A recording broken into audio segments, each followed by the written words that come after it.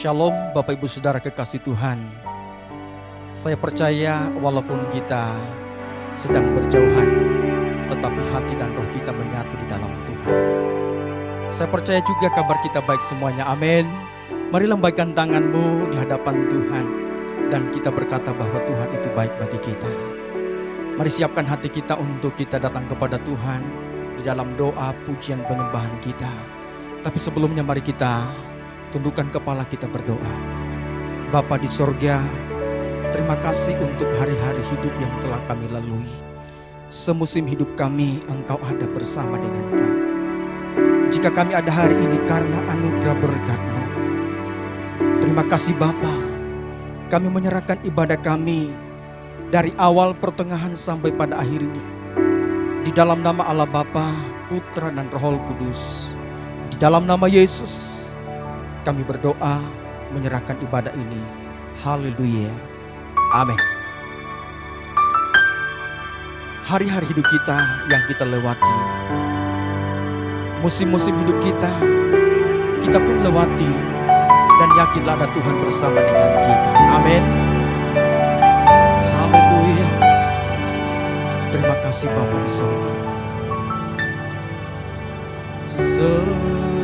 Musim berlalu, namun Kau selalu peliharaku.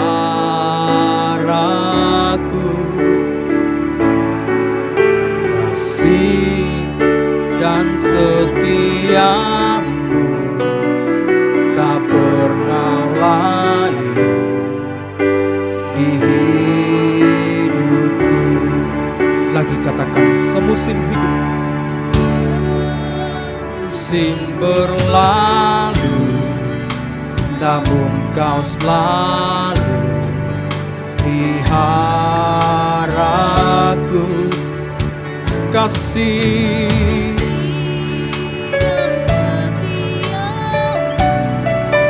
tak pernah layu di hidupku. Lebih luas dari samudra. Kebaikan-Mu Bapa takkan habis di hidupku. Lebih tinggi dari cakrawala, tak terbatas kasih-Mu. Sungguh ku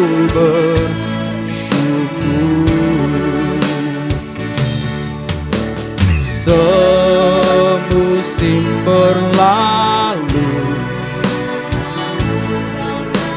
peliharaku. Terima kasih Bapa, kasih-Mu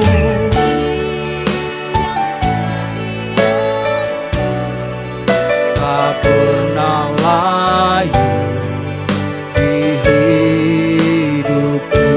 Lebih luas dari samudra. Kebaikan-Mu Bapa takkan habis di hidupku. Lebih tinggi dari cakrawala, tak terbatas kasih-Mu. Sungguh lebih luas. Amin. Terima kasih Bapa. Kebaikan-Mu Bapa di hidupku. Lebih tinggi dari cakrawala, tak terbatas kasih-Mu. Sungguh ku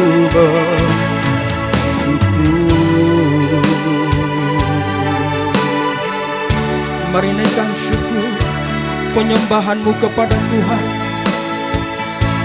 Kami menyembah Tuhan, kami naikkan syukur kepada-Mu. Sungguh Engkau Allah yang baik, Allah perlindungan kami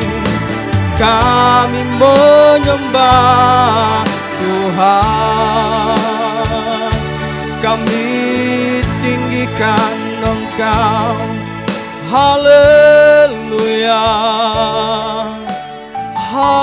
haleluya. Terima kasih Bapa, terima kasih untuk kasih-Mu, terima kasih cinta-Mu, haleluya. Terima kasih Bapa, terima kasih buat kebaikan-Mu dalam hidup kami. Kami membuka hati bagi-Mu untuk Engkau mengisi bejana hati kami dengan firman-Mu. Terpuji nama-Mu Bapakku. Kasih dan kuasa-Mu menjamah setiap kami. Terima kasih Bapa.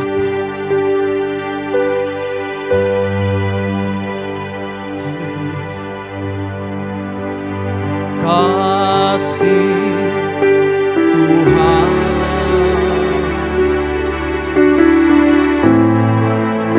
yang menyelamatkan, kasih Tuhan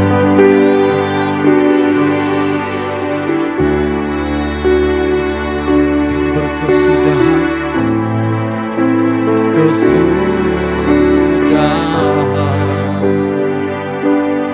sepanjang masa,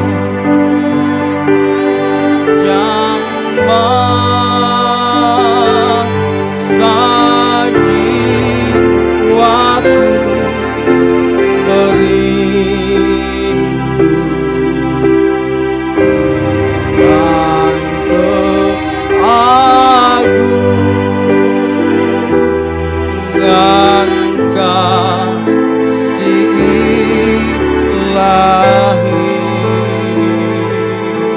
Kasih Tuhan, kasih Tuhan, kasih yang menyelamatkan, kasih Tuhan, kasih Tuhan tak berkesudahan,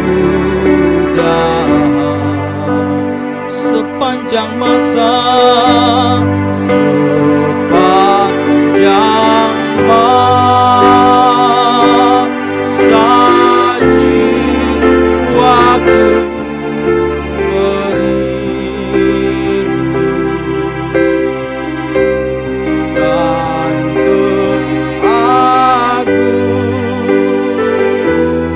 keagungan kasih ilahi. Sepanjang masa, sepanjang masa jiwaku merindu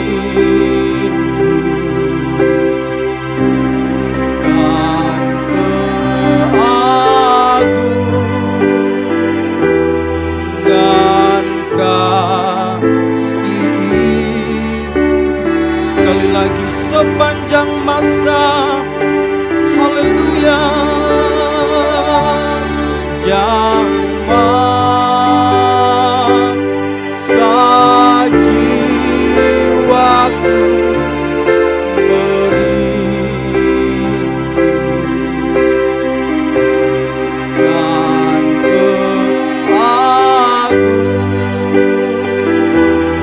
dan keagungan kasih ilahi.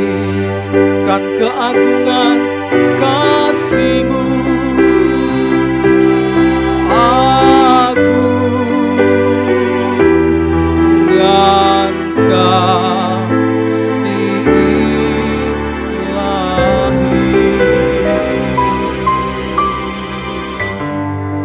Amin. Haleluya. Selamat pagi Bapak Ibu Saudara sekalian. Apa kabar?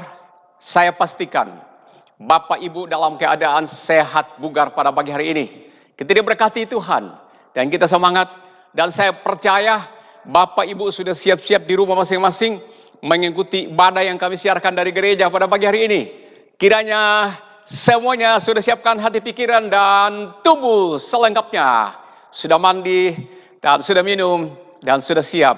Duduk di depan TV, duduk di depan laptop, sudah pegang HP, dan siapkan keluarga, semuanya siap kita diberkati. Mari kita berdoa lebih dulu. Bapa di sorga, Tuhan sudah memberkati kami dengan tubuh yang sehat. Di dalam hidup ini ada roh yang hidup. Di dalam tubuh ini ada aliran darah Kristus. Dan di dalam jiwa ini ada kekuatan dari Kristus membangkitkan kami dengan semangat. Dan pagi hari ini bersama dengan sidang di rumah masing-masing, kami siap akan menikmati suasana ibadah. Kami undang atmosfer dari sorga berada di tempat ini, berada di rumah masing-masing, dalam setiap hati kami. Atas nama Yesus, ibadah kami kumandangkan, firman-Mu kami dengar, beri kami pendengar seperti seorang murid. Kami akan duduk dengan tenang, fokus, buka hati yang terbaik, dan Allah beracara, menempatkan firman dalam hati kami. Yang berbicara, yang mendengar, semua diberkati Tuhan, seluruhnya bagi kemuliaan, bagi Bapa Allah Tritunggal, dalam nama Tuhan Yesus. Ibadah kami buka, haleluya, amin. Bapak Ibu, suatu saat ada seorang hamba Tuhan gembala sidang melakukan kunjungan pastoral kepada jemaat di rumah-rumah. Hamba Tuhan ini datang kepada salah satu jemaat seorang ibu. Dia berkata kepada seorang ibu, "Encim, apakah Yesus pernah bertamu di rumah di sini? Rumah ibu di sini?" Ibu itu yang punya rumah berkata, "Romo atau boksu atau pastor, Yesus tidak pernah bertamu di rumahku." Pendeta ini bingung. Dia tanya lagi, dia pikir barangkali ibu ini salah dengar atau kurang paham. Dia tanya lagi, "Ibu, apakah pernah Tuhan Yesus datang bertamu di rumah ibu di sini?" Ibu ini tetap menjawab, "Seumur-umur hidupku, selama rumahku ada di sini, tak pernah aku ada tahu Yesus bertamu di sini." Pendeta ini semakin bingung dan dia tanya sekali lagi, "Ibu, sekali lagi saya tanya, benarkah apa tidak benar Yesus pernah bertamu di rumah ibu?" Ibu ini ketika kali ini berkata, menjawab, "Tidak pernah bertamu di sini." Ibu itu menjelaskan langsung. Ia berkata, "Kalau Yesus ke sini, ia bukan bertamu, karena rumah ini miliknya. Dan dia tinggal di sini seterusnya. Karena kalau dia bertamu, cuma dia berkunjung kayak Pak Pendeta dan dia pulang. Pak Pendeta berkunjung hari ini ke sini, tapi nanti Pak Pendeta pulang. Berarti Pak Pendeta bertamu. Kalau Yesus, dia ke sini, tidak pernah hanya berkunjung, tapi tinggal di sini. Kuasanya, kasihnya tetap berada di sini. Karena rumah ini dia yang memiliki, aku hanya pengelola saja." Haleluya. Kita dengarkan firman Tuhan. Hari ini firman Tuhan berkata dengan tema, "Bila Yesus ada, apakah yang akan terjadi?" Bacaannya dari Markus pasal 4 ayat 35 sampai ayat 41, kata firman Tuhan sebagai berikut. "Angin ribut diredakan. Pada hari itu, waktu hari sudah petang, Yesus berkata kepada mereka, 'Marilah kita bertolak ke seberang.' Mereka meninggalkan orang banyak itu lalu bertolak. Dan mereka membawa Yesus sertanya dengan mereka di dalam perahu, di mana Yesus telah duduk, dan perahu-perahu lain juga menyertai Yesus. Lalu mengawal tofan yang sangat dahsyat, dan ombak menyembur masuk ke dalam perahu, sehingga perahu itu mulai penuh dengan air. Pada waktu itu, Yesus sedang tidur di buritan di sebuah tilam. Maka murid-muridnya membangunkan dia dan berkata kepadanya, 'Guru, engkau tidak pedulikan kalau kita binasa?' Ia pun bangun, menghardik angin itu dan berkata kepadanya, 'Diam, tenanglah.' Lalu angin itu reda dan danau itu pun menjadi teduh sekali. Lalu ia berkata kepada mereka, "Mengapa kamu begitu takut? Mengapa kamu tidak percaya?" Mereka menjadi sangat takut dan berkata seorang kepada yang lain, "Siapa gerangan kau orang ini sehingga angin dan danau pun taat kepadanya?" Bapak, Ibu, Saudara sekalian, 3 langkah untuk menemukan Yesus di sana. Bila Yesus ada, apa yang terjadi? Dalam 3 langkah ini, kita ke sana. Kita temukan lagi ngapa Yesus di sana. Apa yang terjadi ketika Yesus berada di sana? Yang pertama, langkah yang pertama, jangan tempati tempatnya Yesus.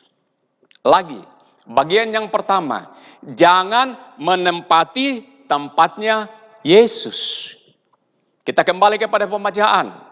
Saya akan jelaskan dari ayat ke ayat. Sederhana, saudara dengar baik-baik, teliti baik-baik, supaya tidak salah-salah pengertian. Saya mau baca ulang lagi berkali-kali. Pada hari itu, waktu hari sudah petang, sore, Yesus berkata kepada mereka, mereka di sini adalah murid-murid Yesus. Mereka di sini adalah murid-murid Yesus. Saudara akan menemukan nanti tentang beberapa kata tentang mereka di sini. Itu adalah unsur Yesus, murid-murid Yesus. Mereka berkata, marilah kita bertolak ke seberang. Yang berkata ini Yesus. Yesus berkata, marilah kita bertolak ke seberang. Yang dimaksud itu, Yesus berkata kepada muridnya, mari kita bertolak ke seberang. Yang mengajak adalah Yesus. Mengajak, ayo kita ke seberang.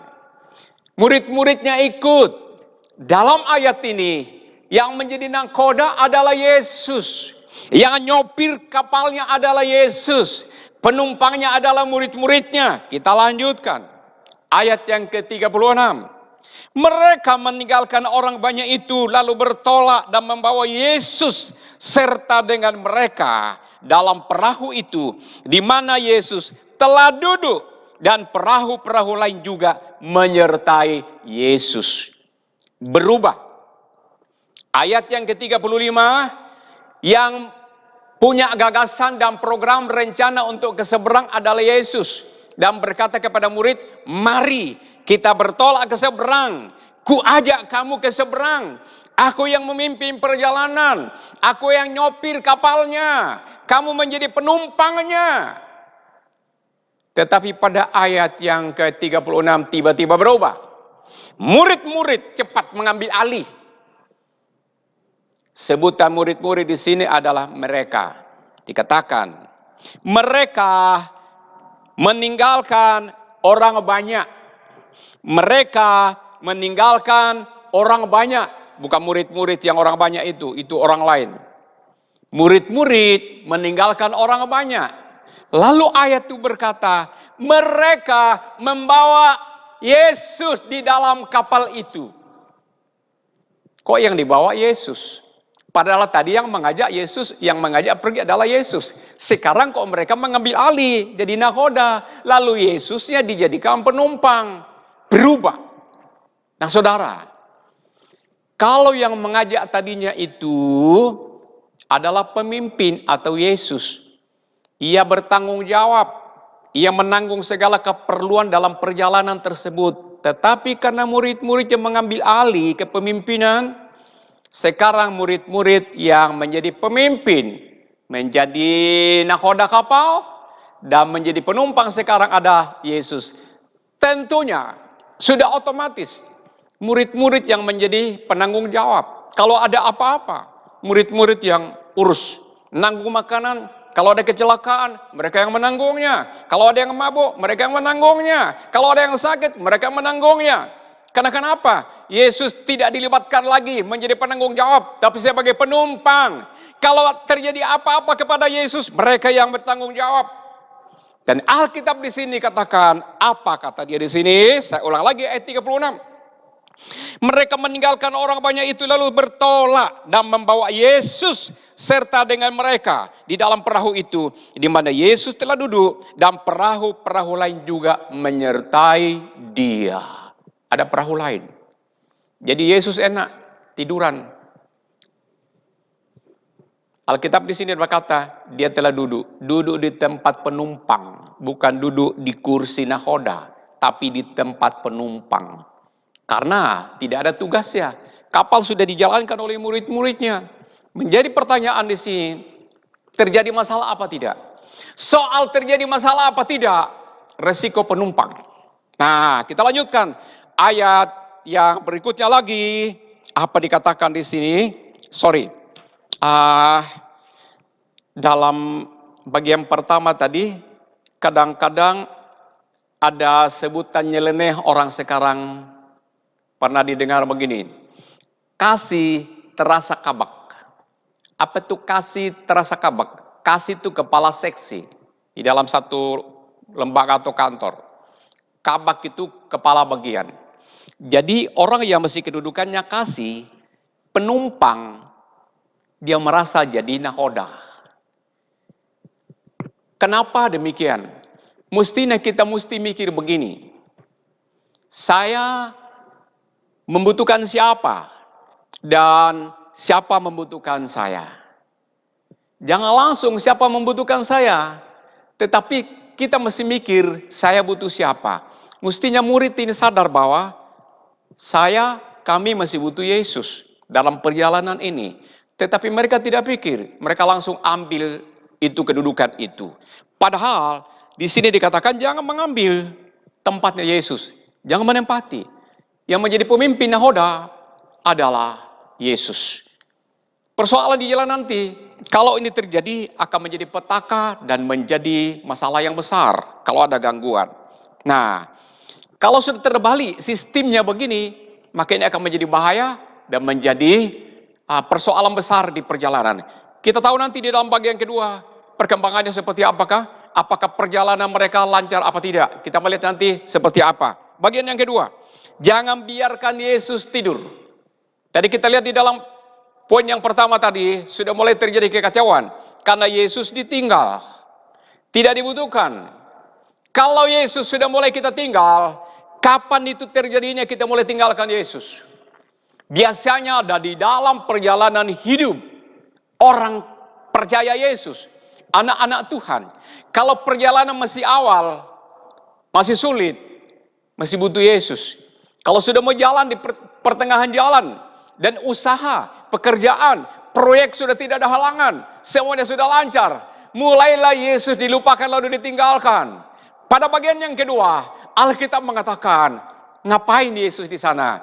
Dijelaskan di sana, jangan biarkan Yesus tertidur. Ayat yang ke-37, kata firman Tuhan, lalu mengamulah taufan yang sangat dahsyat. Dan ombak menyembur masuk ke dalam perahu, sehingga perahu itu mulai penuh dengan air. Ini sudah mulai datang masalah. Meninggalkan Yesus, ini bahaya. Tidak mengubri Yesus, ini ada masalah. Oh, tadi menjadi pemimpin, kenapa kita jadikan penumpang? Sekarang, dia tidur. Tadinya duduk, jadi penumpang, sekarang lebih parah lagi. Dia tidur. Lanjutkan ayat 38. Pada waktu itu, Yesus sedang tidur di buritan. Buritan. Buritan itu di dalam pengertian kalau di kapal itu di emperan. Di samping kapal. Di kanan kirinya ada emperan. Ada namanya dek. Kalau di kapal itu ada emperannya, kapal di luar itu, di luar badan rumah, badan kapal. Kalau kehujanan, kalau angin kena angin, panas kepanasan, karena tidak di dalam badan kapal. Itu emperannya kapal itu. Di sini dikatakan, Yesus itu tidur di sebuah tilam. Tilam itu di dalam tempat di kapal itu tempat barang sembarang bisa ditaruh, gampang diangkat lagi, bisa buat duduk sementara, bisa orang juga leye-leye. Tempatnya Yesus ini sudah tempat tidurnya bukan tempat tidur. tetapi tempat yang tidak layak untuk ditiduri. Lokasinya lagi di emperan, di dek kapal. Begitu mengenaskannya dan tidak terhormat tempatnya. Artinya, di dalam bagian yang kedua ini, Yesus begitu betul-betul ditinggalkan. Kenapa? Karena tidak diperlukan lagi. Karena penumpangnya dia berhasil, bisa jalan sendiri tanpa Yesus. Jadilah masalah di sini. Yesus ditinggal sampai tidur ketiduran. Kenapa? Tidak aktif connect dengan murid-muridnya. Murid-murid ini kan sudah kelompoknya Yesus. Sudah agak lama tinggal dengan Yesus. Tetapi ternyata tidak menjamin bahwa murid-murid ini sudah mengenal pribadinya Yesus. Sekian lama tinggal dengan Yesus, tapi mereka belum kenal Yesus. Nanti kita tahu nanti di dalam bagian yang terakhir bahwa mereka tidak kenal Yesus. Murid-murid ini belum kenal pribadinya Yesus, belum tahu karakternya Yesus, belum tahu kebutuhannya Yesus, belum tahu apa programnya Yesus, kehendaknya Yesus. Sekarang Yesus tidur. Mau jadi apa kapal ini kalau Yesus tidur? Perjalanan masih baik. Tapi Alkitab berkata tadi, taupan menjadi dahsyat, menjadi mengamuk. Air masuk ke dalam kapal. Awas, kapal itu menjadi tenggelam. Kata firman Tuhan seperti apa lagi?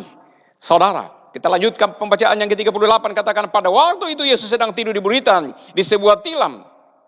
Maka murid-muridnya membengongkan dia dan berkata kepadanya, engkau tidak peduli kalau kita binasa? Sekarang mereka baru mencari Yesus. Masih untung, kapal sudah hampir terbalik. Di antara sekian murid itu, ada di antaranya mencari Yesus. Ditemukan Yesus di mana? Dicari Yesus kemana-mana, tidak ditemukan. Lama-lama, kadang mereka sudah panik. Mereka tidak bayangkan ada Yesus adanya di luar sana. Ada di buritan. Kenapa sampai di buritan? Tempatnya Yesus itu karena firman Tuhan berkata, utamakanlah Tuhan. Kerajaan Allah didahulukan. Sembahlah Tuhan dari segala-galanya. Lebih daripada yang lain. Yesus di atas segala-galanya lebih daripada yang lain.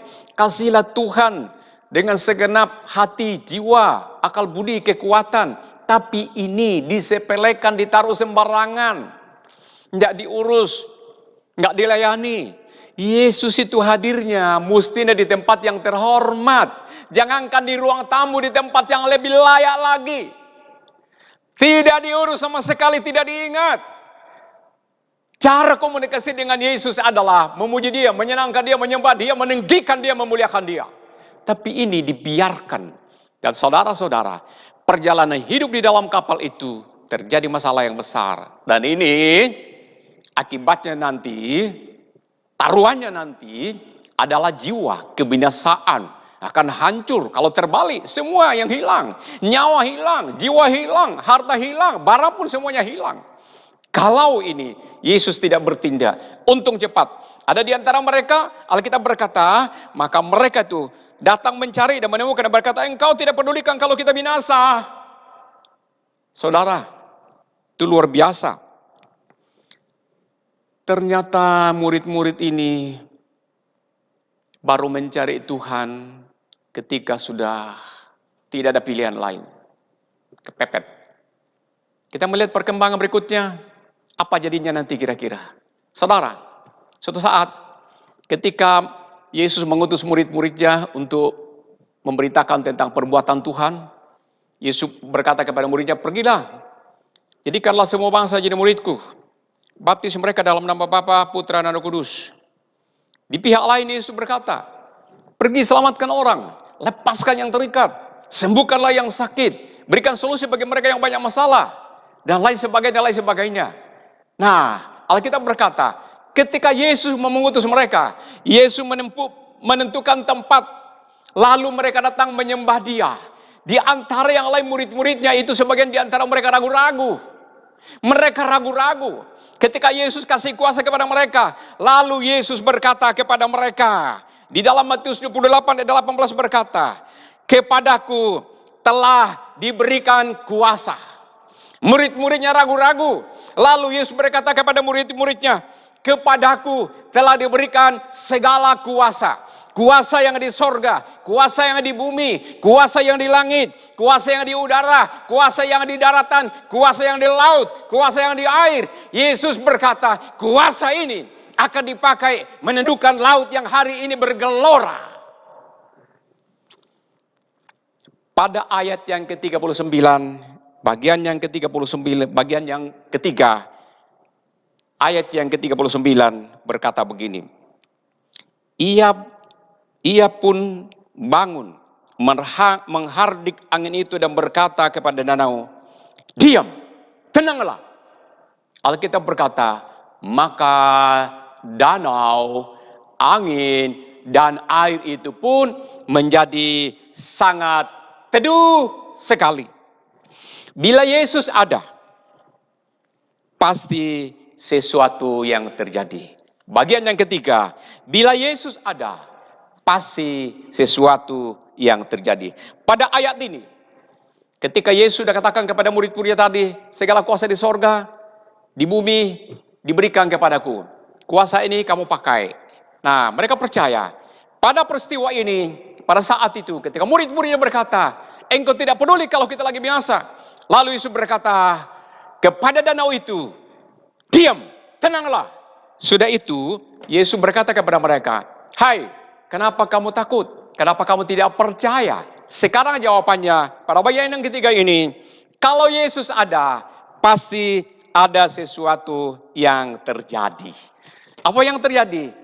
Danau menjadi tenang, murid menjadi tenang, dan perjalanan kapal menjadi diteruskan. Saudara, jangan tinggalkan Yesus, jangan tempati tempatnya Yesus, jangan buat Yesus tidur. Dan percayalah, kalau Yesus ada, pasti sesuatu yang terjadi.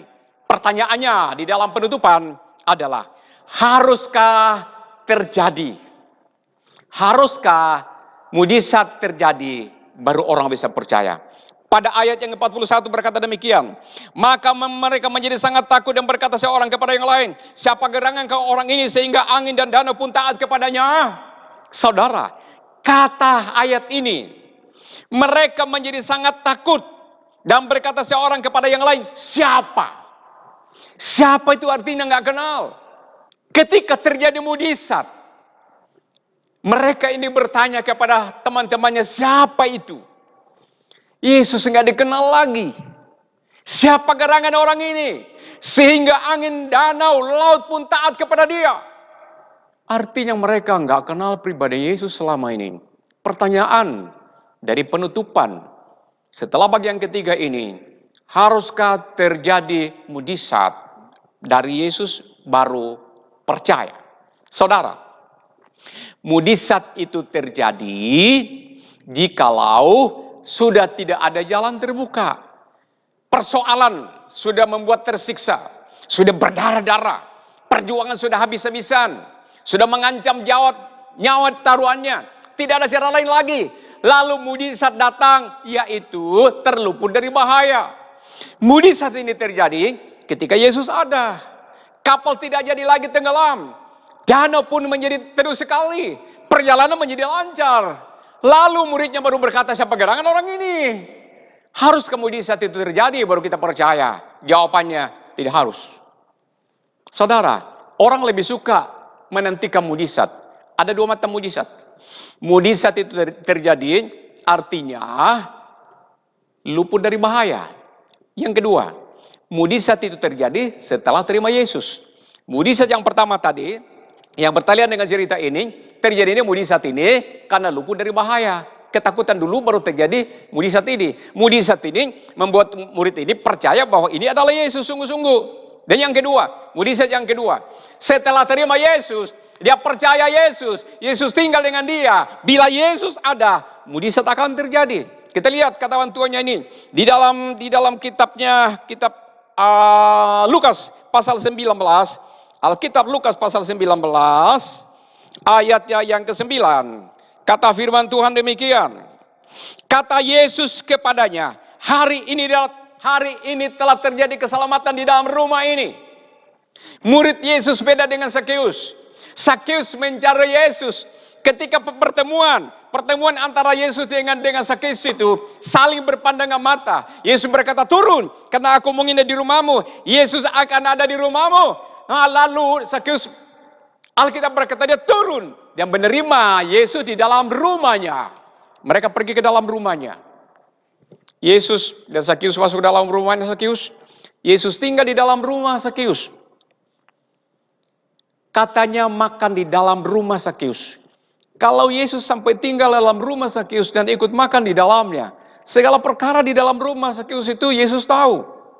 Apa yang ada diberkati, ditambah-tambahi dan diurapi. Yang tidak ada yang bisa mengadakan adalah Yesus. Kalau Yesus ada, pasti sesuatu yang terjadi. Saudara, siapakah Sakeus? Sakeus adalah orang mencari Yesus. Lama sudah merasa hidupnya tidak nyaman. Ketika dia merasa hidupnya tidak nyaman, dia cari Yesus. Yesus mencari dia, ketemulah mereka. Ketemu satu kesatuan.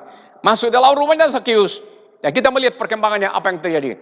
Ketika Yesus sudah ada dalam rumah Sakeus, diberkatilah semua rumah itu. Alkitab berkata, hari ini terjadi keselamatan di dalam rumah ini. Ini mukjizat yang terjadi setelah percaya Yesus. Bukan mukjizat terjadi dulu baru percaya Yesus. Tetapi mukjizat ini terjadi setelah terima Yesus. Apa yang terjadi? Alkitabku berkata, rumahnya Sakeus berubah menjadi rumah penuh dengan damai sukacita, kelimpahan. Sebelumnya rumah ini rumah yang berantakan, harta banyak, tetapi pemilik rumahnya gelisah. Penuh dengan tipu daya, penuh dengan kebohongan. Dan rumah model begini, kekayaan apapun di dalamnya tidak akan mendatangkan damai sejahtera. Ngeri, tidak bisa tidur, tidak bisa makan dengan baik, tubuhnya tidak sehat, perasaannya dihantui dengan ketakutan. Untung Yesus baik. Sakeus menerima Yesus dan Yesus tinggal dalam rumah ini. Yesus berkata, hari ini telah terjadi keselamatan dalam rumah ini. Terjadi keselamatan itu yang pertama diselamatkan adalah jiwanya. Pemilik rumah ini itu Sakeus, jiwanya diselamatkan, mendapatkan hidup yang kekal. Tubuhnya disehatkan, perasaannya menjadi tenang. Kemudian rumah ini, semua di dalamnya diberkati Tuhan. Dari keuangan diberkati Tuhan. Mulai saat itu, Sakeus ini membayar pajak kepada pemerintah dengan lancar. Sakeus ini membayar utang kepada yang terbeban. Sakeus ini berdamai dengan semua orang. Lebih hebat lagi, ia berkata, ya Tuhan, aku minta ampun. Akan kukembalikan segala utang piutangku. Akan kubayar pajak kepada pemerintah. Lebih dari itu, Alkitab berkata 50%, separuh dari harta kekayaan dia. Ia berkata semuanya separuh persen ini, 50% ini, separuhnya akan kubagi-bagikan kepada orang yang membutuhkannya. Saudara bayangkan kalau uangnya dia miliaran-miliaran. Kalau 10M saja dia bagikan 5M kepada orang lain. Ini luar biasa. Sekarang ini saudara, dalam masa-masa corona, gereja, orang Kristen, kita semua terpanggil membuka mata, membuka hati untuk berbagi. Masa kalah dengan seorang Sakeus? Tapi kalau Yesus menjamah hati kita seperti menjamah Sakeus, rumahnya diberkati Tuhan, segalanya diberkati Tuhan dalam rumahnya, ada damai sukacita dalam rumahnya, ada berkat di dalam rumahnya. Sakeus berkata, 50% kubagikan kepada orang lain. Orang Kristen diberikan tugas berbagi. Bukan berbagi iman saja, perbuatan juga. Dan saatnya kita lakukan itu. Saudara, saya berterima kasih kepada seluruh sidang Ponda yang berlomba-lomba sejak minggu yang lalu diumumkan dari gereja bahwa kita akan terpanggil berbagi, mengumpulkan beras. Siapa saja boleh datang, serahkan beras satu paket, 5 kilo per satu paket itu. Siapa mau kasih 2 paket atau 1 paket, atau 5 paket atau 10 paket terserah. Kami sudah kumpulkan beras itu sudah sekitar 100 paket. Dan mungkin minggu-minggu ini akan kami bagikan, akan kami antar ke rumah-rumah jemaat yang membutuhkan, kepada lingkungan, peduli lingkungan yang membutuhkannya. Gereja datang bukan menjadi satu makhluk ditakuti orang. Biarlah gereja ini datang di tengah-tengah masyarakat di sini menjadi teman, sahabat oleh lingkungan di sini, sehingga datang mendatangkan damai sukacita, kesejahteraan kepada lingkungan. Diberkatilah gereja ini Diberkatilah gereja Pondah. Kalau mau merasa terpanggil untuk berbagi. Karena Yesus berkata, mulai hari ini terjadi keselamatan di rumah ini. Kiranya di rumah saudara, di rumah kita. Mulai hari ini terjadi keselamatan dalam rumah kita. Selain hidup yang kekal. Keselamatan dari tubuh kita, keselamatan dari harta kita, dari keuangan kita, dari seluruh apa yang ada di dalam rumah kita. Yesus berkata, mulai hari ini terjadi keselamatan di sini, hari ini dan selama-lamanya. Lalu saudara menikmati damai sejahtera Tuhan yang pasti dipermuliakan. Dalam nama Tuhan Yesus, Tuhan memberkati. Amin. Mari kita berdoa.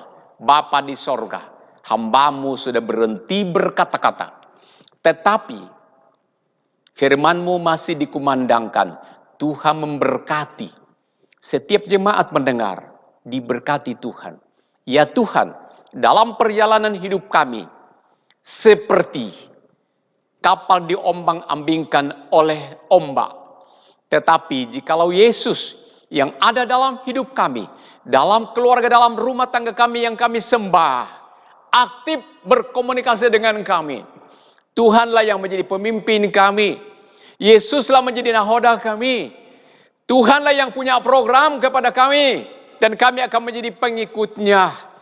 Dan Tuhan bertanggung jawab atas hidup kami. Ya Tuhan, ampunilah kalau kadang-kadang kami merasa nyaman dan kami lupakan Tuhan. Kiranya jemaat Pondok Daud diberkati Tuhan. Jemaat yang nurut kepada firman Allah. Jemaat yang taat dan kagum kepada Kristus Yesus Tuhan. Karena Yesuslah gembala yang baik. Nahoda yang hebat. Dalam perjalanan hidup kami. Yesuslah pilotnya. Yesuslah nahodanya. Yesuslah sopirnya. Dan kami menjadi penumpangnya yang aman. Ia bertanggung jawab atas hidup kami. Atas hidup yang kekal, atas tubuh yang sehat, atas segala harta benda kebutuhan fasilitas yang Allah percayakan kepada kami diberkati. Yang sudah ada ditambah-tambahkan, yang tidak ada hanya Tuhan bisa mengadakannya. Seperti yang terjadi kepada rumah Zakeus. Maka mulai hari ini terjadi keselamatan dalam rumah setiap jemaat Pondok Daud. Dan mereka menerima dengan iman. Ya Tuhan, ada kesempatan kami berbagi. Kiranya itu iman kami wujudkan dalam beriman dan perbuatan. Dan ada orang mendapatkan sesuatu kasih dari berbagi kami. Jemaat Pondok Daud hadir menjadi sahabat hidup setia dengan lingkungan. Dan mereka sejahtera. Terpujilah Bapa di sorga. Kiranya firman hari ini menjadi berkat buat kami sekalian.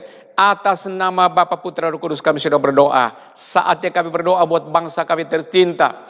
Memberkati para medis, berkati perawat-perawat, berkati dokter-dokter dalam masa-masa corona ini ya Allahku. Tolonglah mereka, tutup bungkus mereka dengan kuasa darah-Mu, supaya mereka dengan senang hati, mereka tidak jadi korban ya Tuhan. Mereka mempertaruhkan nyawa dan keluarganya. Lindungi mereka ya Tuhan. Ada di antara, bahkan banyak di antara mereka terinfeksi dengan virus corona. Selamatkan mereka. Jangan bertambah-tambah korban lagi. Kami berseru dalam nama Yesus. Luputkanlah, lalukanlah virus itu dari bangsa kami dalam nama Yesus. Tolong pemerintah dari pusat berikan hikmat. Bisa mengelola dana yang ada. Bisa mengkoordinir semua tenaga. Dari pusat sampai daerah sampai pula-pula pelosok tanah air. Supaya corona ini dapat dihindarkan dari kehidupan masyarakat Indonesia. Kota Probolinggo diberkati Tuhan. Jemaat diberkati Tuhan. Dijaga Tuhan baik-baik. Sehat. Bersama dengan Tuhan kami ada rasa aman. Jemaat Pondok Daud diberkati Tuhan. Dimanapun mereka. Yang sudah sekian lama tidak jumpa dengan kami ya Tuhan. Tidak mendekat secara fisik. Di dalam roh kami berdoa. Tuhan tuntun mereka di sana supaya semua jemaat ini serius bersama-sama dengan Tuhan. Ada rasa hormat kepada ibadah. Mereka rindu beribadah bersekutu dengan sesama. Bersekutu dengan Bapa di surga dalam Yesus Tuhan. Ada Roh Kudus mengikat kami di dalam satu hati. Dari gereja kami siarkan pelayanan sederhana. Kiranya mereka di sana diberikan kemampuan untuk menangkap, menyimak, mengerti dan memahami dan melaksanakannya. Ampuni akan segala keterbatasan kami ya Tuhan. Ibadah ini terjadi. Kami siarkan. Tuhan memberkati menyampaikan kepada setiap kami. Demi nama Yesus kami sudah berdoa. Haleluya. Jemaat di rumah masing-masing yang sudah percaya dan rindu terjadi dalam rumahnya mujizat keselamatan hari ini, katakan amin. Amin. Dalam nama Tuhan Yesus. Haleluya. Amin. Pengumuman kepada kita sekalian bahwa hari Kamis tanggal 21 itu adalah hari libur, hari raya kenaikan Isa Al-Masih ke sorga. Kita rayakan dengan cara beribadah seperti tahun-tahun lalu. Jadi kita tayang pada jam 5 sore tepat. Kami berharap dari gereja, Bapak Ibu di rumah masing-masing, siapkan diri, sudah siap beribadah seperti ke gereja. Siapkan diri dengan serius. Berhenti dari segala kegiatan, lalu ikuti ibadah yang kami siarkan dari gereja jam 5 sore pada hari Kamis tanggal 21 akan datang itu. Ya, semuanya berikan rasa antusias karena mencari Tuhan. Ada saatnya sulit kita mencari Tuhan. Selagi ada kesempatan, beribadahlah dengan setia walaupun tidak di gereja. Ini saatnya kita menyembah Tuhan, beribadah di gereja. Atas perhatian Bapak Ibu Saudara sekalian, kami ucapkan terima kasih banyak. Doa kami tetap aktif, setia. Tuhan pasti memberkati kita sekalian. Demi nama Yesus, mengucap syukur. Haleluya, amin. Saya percaya kita diberkati oleh firman Tuhan, amin. Mari berikan tepuk tangan dulu bagi Tuhan kita. Haleluya. Mari sambil kita mempersiapkan persembahan kita yang terbaik, kita mau puji Tuhan, kita mau tinggikan Dia, katakan kepadanya, kasih Tuhan seperti sungai yang mengalir. Haleluya. Amin. Terima kasih Tuhan.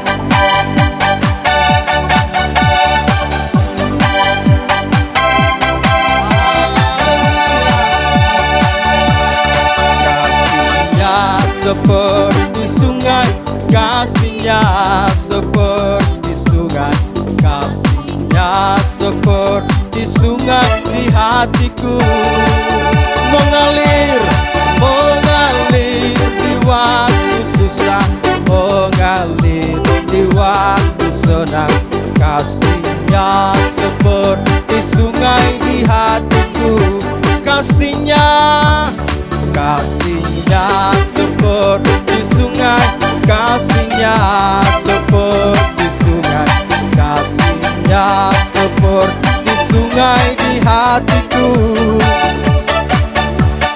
mengalir di waktu susah, mengalir, kasihnya seperti sungai di hatiku, mengalir, mengalir di waktu susah, mengalir di waktu senang, kasihnya seperti sungai di hatiku, mengalir, mengalir di waktu. Haleluya, amin. Seperti sungai, kasihnya, kasihnya seperti sungai di hati. Sekali lagi, kasihnya seperti di hatiku. Haleluya. Sampai berjumpa di ibadah kita selanjutnya. Tuhan Yesus memberkati kita semua. Shalom.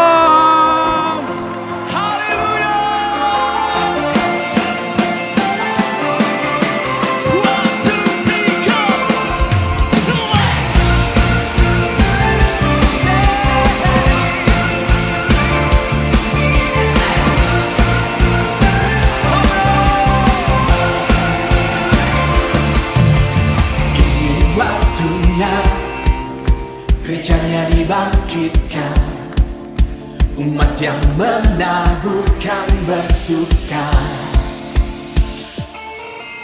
Yang ini saatnya memandang tuai